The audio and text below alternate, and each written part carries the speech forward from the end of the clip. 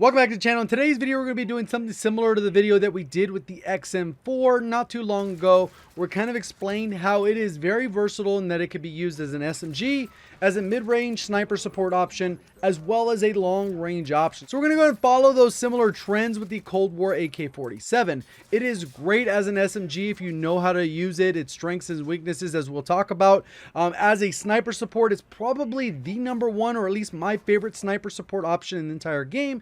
And then it can also be used as a long-range option, maybe not as much on Verdansk, especially if some of the engagements are pretty far, but 100% on Rebirth, it can be used as a long-range option, especially if you have decent or above average recoil control, because it definitely does have a little bit more recoil than maybe something like the Farah or the Krig or the Kilo or whatever your favorite go-to long-range weapon is. So we'll go ahead and go through some of these pros and cons for close, medium, and long range engagements and kind of give you a better idea on how you want to use this and if it's going to fit your playstyle. If you enjoyed the video, learned something new, please do me a favor, hit the like button. Go on today's video is 7,500 likes, so hopefully you guys can hit that number. And if you're brand new, want to find your way back, just double check, make sure you are subscribed with notifications on. Reminder, my code on Gfuel is currently discounted beyond the normal price, so check that out. Link in the description, or just code JGOD at checkout. So pretty much the first thing I want to talk about is the close range builds, and there are a lot of close range options, and that's where it gets kind of competitive because it does come down to preference. There are a ton of great options. I'm going to be giving you a couple options specifically for this weapon, but there's a lot of great options and different builds you can actually take this weapon. It just comes down to what you're comfortable with, preference. Are you a fan of the iron sights or not? Do you want a reflex optic, or do you want to actually go with that, or you want a 45 round mag or 60? There are going to always be pros and cons with this weapon. So stacking it up against what I consider a lot of the meta close range options outside of the shotguns, we have the XM4, the ASVAL, this Cold War AK47. The nail gun is so dominant up close.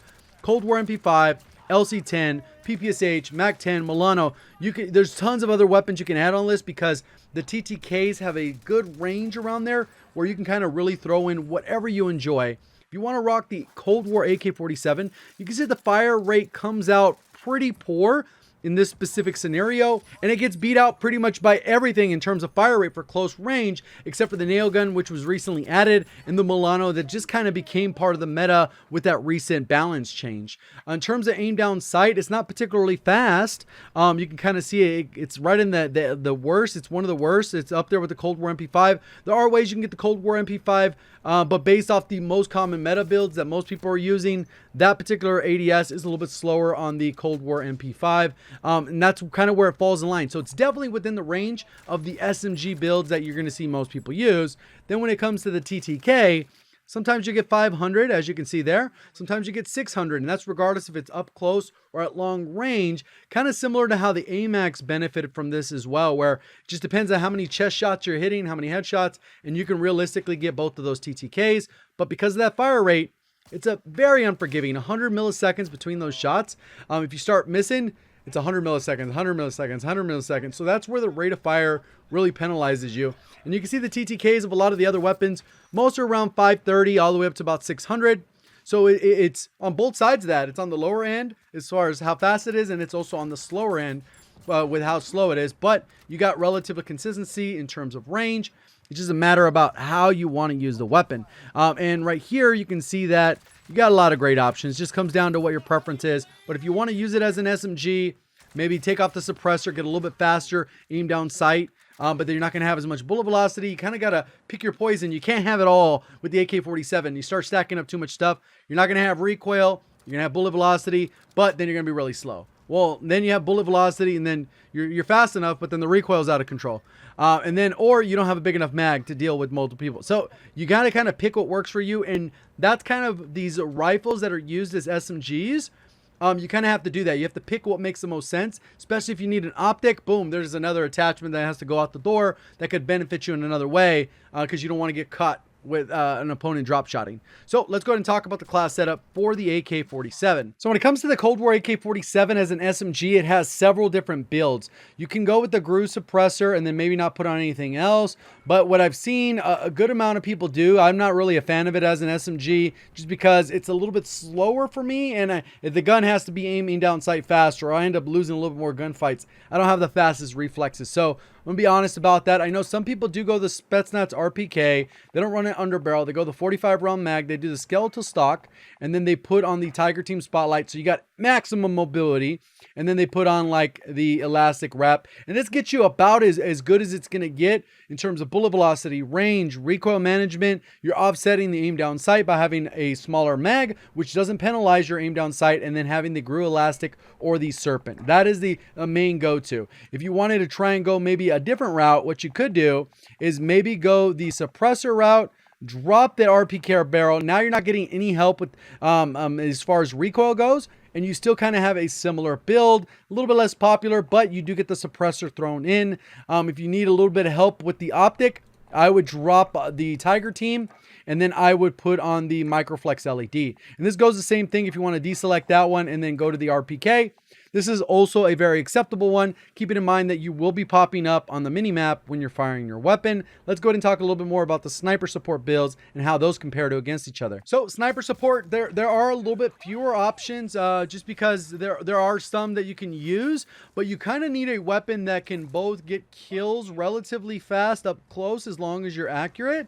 And be able to be a little bit more versatile at range. So it either has a further damage drop off, better bullet velocity, or like good TTK within that mid range. Even if it's harder to use at very long range, you still want to be able to use it where you can combine this with the Swiss or the Kar 98 or the SPR, or whatever sniper rifle you want to run. And that's where the sniper support comes into play. Obviously, we got great options. The XM4 has come into popularity. It's been popular for a while because it has a really good aim down sight. Cold War AK47, you kind of see how that fits into the mix. The fire rate is still very slow. Obviously, I've thrown the Milano in here. Some people will think that's a troll. If you haven't tried the Milano long range build, you're missing out. It definitely fits in as a strong sniper support option, better than almost any SMG ever has, just because of how easy it is in the TTK. But that's another story. We got the M4A1, which isn't great up close on the TTK at being 593. But it does have a little bit more versatility up to a decent amount where you can swap to a sniper. I kind of included that one because it is a good weapon, and I know a lot of people are thinking all the Cold War stuff is phasing out Modern Warfare, but there are scenarios where it's acceptable and still fits in within the meta if you're going to be using a Modern Warfare weapon. We also have the option of using like the Ram 7, which you can see has a very good fire rate, fastest in the group, but it also becomes a little bit more unforgiving. If you end up missing bullets, it has the smallest mag pretty much out of this group as well. And then you got the Farah, which is pretty solid. Farah's kind of become the meta for the long range option. I don't think it performs quite as well up close. You can see it has a very up close TTK of 608. So it doesn't work as well as an SMG like we just talked about, but you can see that it does have a decent TTK at range. And if you can keep your engagement mostly to that 20-ish, 15-ish meters, try not to push buildings. You got to know the strengths and weaknesses of weapons.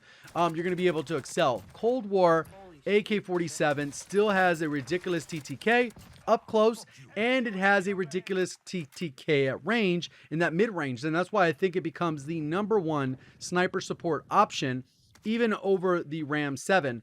And this ADS speed is built in. Obviously, it's a little bit slower. Like you can see the Farah.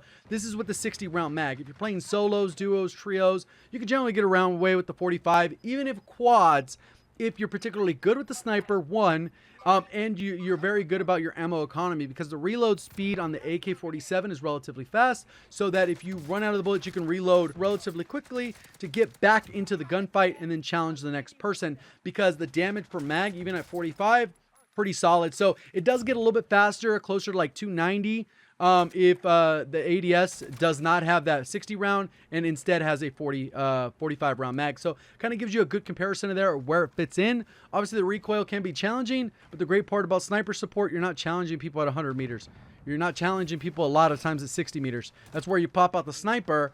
So you just need to be accurate enough to hit your shots within that range. And the AK-47, I think most people are able to do that. even though it is a little bit higher of a skill gap. Now let's talk a little bit about how you build that slightly different than maybe you would build it for an SMG build. So this is generally the build that you're going to start with for the Cold War AK47. You're going to go with the Grew Suppressor, drop the barrel, because generally if you're challenging people a little bit further ranges, if you start pulling, you don't want to give away your position. They're going to be able to, you know, basically spot where you are, and that leads to a lot of third partying. So you could go the barrel route like we talked about earlier, but generally most people go with the suppressor. If you feel like you want a little bit more recoil management without actually using a barrel that's going to slow you down, you can go with the Spetsnaz grip. If you feel like your accuracy is still pretty solid, you could drop the Spetsnaz grip and put on like the Gfuel Elastic or the Serpent, but I would highly recommend having the Microflex LED just because those iron sights you could tend to lose people. 45 round mag, and then the remaining attachment you can go with the RPK stock. So you get that extra mobility up close, but if you still want to maintain a decent aim down sight, you can go with this Serpent or Gfuel Elastic. So you have a few different options here. You can kind of see it is different because we've modified some things, but other things kind of stayed the same. If you are going to run the 60 round mag, you almost 100% have to run the elastic wrap because you're going to get just outgunned up close just because of pure ADS speed. So if you go with the 45, you kind of get the option to go either with the Gfuel Elastic or to go with the RPK stock. Or KGB stock. I keep saying RPK because the names are all like thrown around, but you guys know what I mean. It's that last stock there. And that's kind of how you build it for sniper support. So then when it comes to the long range, there's even fewer options that are quote unquote meta. Obviously, there's some weapons that you could throw in here, the M13, the Kilo, the Grau. There's other ones that you can use, the AN-94, the Odin. There's a lot of long range options, including sniper rifles, but we're focusing specifically on ones that are directly competitive with maybe the Cold War AK-47. The Farah has a 790 rate of fire. The Cold War AK also has the slowest rate of fire, which can sometimes be good at range, depending on the rate of fire, because it allows you to recenter and focus your shot, versus if it fires too fast, sometimes the recoil can be hard to manage. So there's a little bit of a double-edged sword there. The good thing with the Cold War AK-47 is you don't need to land as many shots as these other weapons because it's going to hit a little bit harder. So even if you're a little bit less accurate, if it's doing more damage, you can kind of still get close to that TTK. So, but it's going to come down to skill level. And a lot of these are built the same way. And you can see now the aim down sights have gotten much slower because you don't really care much about aim down sight. It's very, like, unless it was like 600 or 550 or something like that, like a slow LMG, then maybe you worry about it. But in this case, they're all kind of hovering around like one frame, 2 frames apart from each other. As you can see, 429 for the Farah. Krig is 402, which is pretty fast. XM4, 407. AMAX right at 407, and then the Cold War AK-47 is kind of middle in there between the Farah and the XM4. And the TTK is just too good to not use, but obviously, like I said, it's going to require a little bit more skill. So you kind of got to balance that out based off your own individual preference and knowing how the weapon works. And because we're not really worried about that aim down sight, all of these builds are built with the largest magazine possible. So let's go ahead and look at some of the different builds and how that works with the AK-47 at long range. So this one's actually pretty straightforward. We actually are going to use a lot of the similar attachments. We're going to bump this up to 60. A lot of people always ask, why not the fast mags? Normally what's going to happen is you're going to reload slightly faster, but your aim down sight's going to be slower. So if you don't mind a slower aim down sight, you can definitely go to the 60 round fast mag. It's just a little hard to memorize which like how big the penalties are on every single weapon. So generally I just go for the regular 60, especially if the reload isn't all that bad. For example, with the Farah, it has the slowest aim down sight. So would you want it to be even slower? Maybe if it bumps it up to 460, 450, 480, and then all of a sudden, well, you reload like a quarter of a second faster. Might not be noticeable on that end, the actual reload, but you're definitely going to notice the aim down sight difference. So you got to play by ear, choose what works best for you. We don't need this Gfuel Elastic anymore. And then we're going to use the 3X. And that is the general build right there. And the difference really comes down to which barrel you want. If we go with the Liberator, this one is going to be the fastest aim down sight out of all those barrels that we're going to look at. But it's also not going to be helping out with anything with range, which really isn't all that important. But it also is only helping just with the vertical recoil, which is helpful. But then when you go into the VDV and reinforced, you're getting a little bit more bonuses with downsides. And then Now we're getting a little bit more bonuses with a little bit more downside. So you kind of got to take it as you will. If you're looking for maximum bullet velocity, you're going to go with the Liberator or the RPK, as they are both tied in terms of bullet velocity. So if you only care about bullet velocity, the both of those are even. When you care about aim down sight, Liberator is going to be faster, RPK slower. When you care about recoil, RPK is going to be better for recoil than the Liberator. So you kind of got to choose what works best. Most people, especially this being a high recoil weapon, will go with the RPK barrel, and that is generally what the long range AK47 build is going to look like. So hopefully you guys enjoyed the video, learned something new. Let me know down in the comment section below, are there other weapons that you see having this multi versatility other than maybe the Milano? Let me know. We'll maybe cover those in the near future. If you enjoyed the video, learned something new, please do me a favor, hit the like button. If you're brand new, want to find your way back, just double check, make sure you are subscribed with notifications on. Appreciate all the support. Thank you for watching. As always, have a great day.